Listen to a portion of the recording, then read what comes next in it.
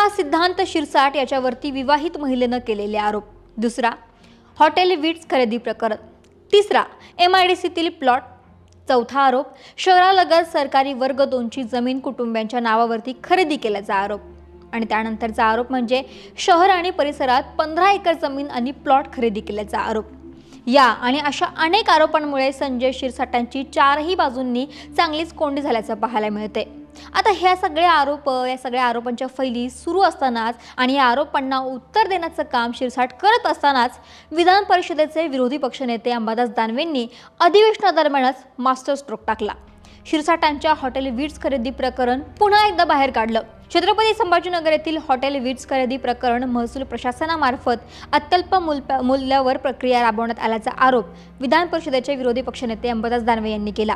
या प्रक्रिया पूर्वनियोजित आणि विशिष्ट कंपनीस लाभ मिळावा या हेतूने राबवण्यात आल्याचा दावा दानवेंनी केला आणि या संपूर्ण लिलाव प्रक्रियेची उच्चस्तरीय चौकशी करावी अशी मागणी दानवेंनी यावेळी केली. या प्रकरणी 22 मे 2025 रोजी अंबादास दानवे यांनी मुख्यमंत्र्यांना पत्र पाठवलं होतं. बाजारभावानुसार 110 कोटी रुपयांचे हॉटेल शिरसाट यांच्या मुलानं 67 कोटी रुपयांना घेतलं होतं. या विट्स प्रकरणामुळे अडचणीत आलेल्या शिरसाटांनी लिलाव प्रक्रियेतून माघार घेत आपली सुटका करून घेण्याचा प्रयत्न केला होता. ही निविदा प्रक्रिया प्राधिकरणानं रद्दही केली होती, पण विरोधकांनी सभागृहात पुन्हा एकदा मागणी लावून धरली. आता तो विरोधी पक्षच म्हणून त्यांनी आपलं काम केलं. पण आश्चर्याची बाब म्हणजे मुख्यमंत्री देवेंद्र फडणवीस यांनी विरोधकांची ही मागणी लगेच मान्यही केली आणि संजय शिरसाट यांच्याशी संबंधित हॉटेल विट्स प्रकरण खरेदी विक्री प्रक्रियेची उच्चस्तरीय चौकशी जाहीर केली. त्यामुळे शिरसाटांनी लिलाव प्रक्रियेतून माघार घेतली होती तरी सुद्धा मुख्यमंत्र्यांनी पुन्हा याची उच्चस्तरीय चौकशी कशासाठी लावली असा प्रश्न उपस्थित होतो. कारण चारही बाजूने कोंडीत सापडलेल्या शिरसाटांना फडणवीस वाचवतील असं बोललं जात होतं, पण त्यांनीच त्यांच्या मागे चौकशी लावून गेम खेळला. बरं, या प्रकरणाची चौकशी लागेल ते लागेल, पण आता नट्टीच्या लग्नाला 1760 विघ्न या म्हणीनुसार शिरसाटांना आयकर विभागाची नोटीस आली आहे. आयकर विभागानं पाठवलेल्या नोटीसमध्ये 2019च्या विधानसभा निवडणुकीमध्ये संपत्तीबाबत दाखल केलेले शपथपत्र आणि 2024 मधील शपथपत्रामधील संपत्तीत झालेली वाढ कशी झाली याची विचारणा करण्यात आली आहे. तसं पाहिलं तर गेल्याच महिन्यात MIMचे प्रदेशाध्यक्ष इम्तियाज जलील यांनी संजय शिरसाट यांच्या बेकायदा मालमत्ता खरेदीचं प्रकरण बाहेर काढलं होतं. त्याचे कागदोपत्री पुरावे त्यांनी माध्यमांसमोर येऊन दाखवले होते आणि एकच गौप्यस्फोट केला होता.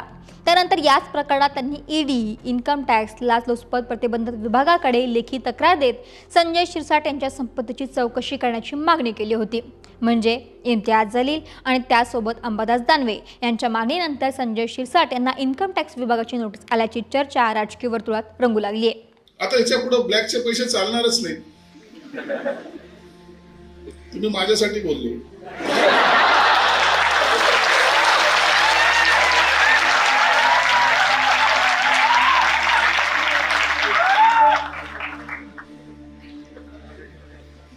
मी उगाच नाही बोललो. परवाच मला नोटीस आलेली.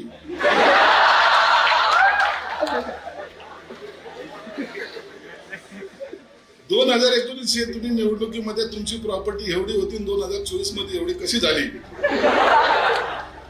9 तारीख ठेवलेली, येणारी 9 तारीख. आता आलं कधी आता पैसे कमवणं सोपं आहे, पण ते वापरायचे कसे आता अवघड झालेलं आहे. आता विरोधकांची मान्य केलेली मागणी आणि लगेच ईडीची नोटीस यामुळे फडणवीसांकडून शिरसाटांचा गेम झाला अशी चर्चाही रंगली आहे. पण तसं पाहिलं तर शिरसाटांना नोटीस येण्यामागचं कारणही तितकंच गंभीर आहे.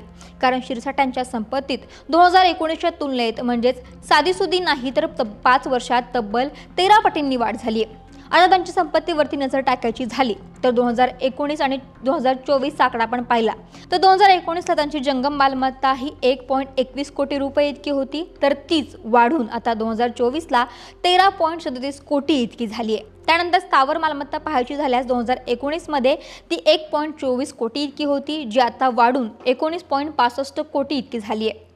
सोनं पाहायचं झालं तर 2019 मध्ये 16 कोटी सोनं शिरसाटांकडे होतं, जे आता म्हणजे 2024ला 1.42 कोटी इतकं आहे.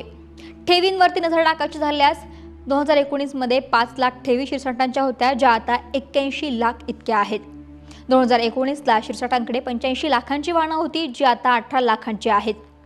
एकंदरीतच काय संजय शिरसाट यांच्या संपत्तीमध्ये कोट्यवधींची वाढ झाल्याचं पाहायला मिळते। आता हे सगळं सुरू असताना शिरसाटांचा एक कथित व्हिडिओ समोर आला। त्यात शिरसाट त्यांच्या बॅगेमध्ये लाखोंची रोकड सोबत असल्याचं पाहायला मिळतंय।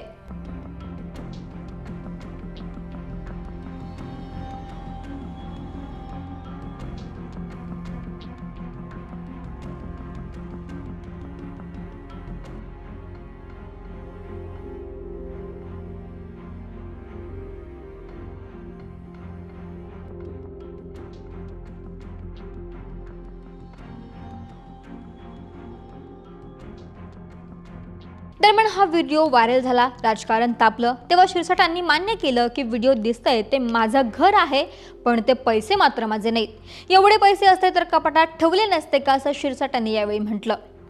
शिरसाटांनी हे बोलून आपली बाजू तर स्पष्ट केली, पण त्यांच्या अडचणी काही केल्या कमी होत नाहीये। त्यामुळे आता संजय शिरसाट आयकरच्या नोटिशीला काय उत्तर देत आहेत आणि त्यांच्यावरती बसलेल्या उच्चस्तरीय चौकशीच्या समितीमध्ये काय समोर येते हे पाहावं तर लागेलच। अशात विरोधकांच्या म्हणण्यानुसार महायुती सरकारमध्ये गँग वॉर सुरू झाले, त्यामुळे तर कदाचित शिंदे दिल्लीला गेले नसतील ना, असाही प्रश्न आहे। कारण की शिंदेचे दोन नेते म्हणजे एक तर संजय शिरसाट आणि संजय गायकवाड, दोन्हीही संजय अडचणीत सापडलेत। आता या प्रकरणामध्ये पुढे काय होतंय हे पाहावं लागेल।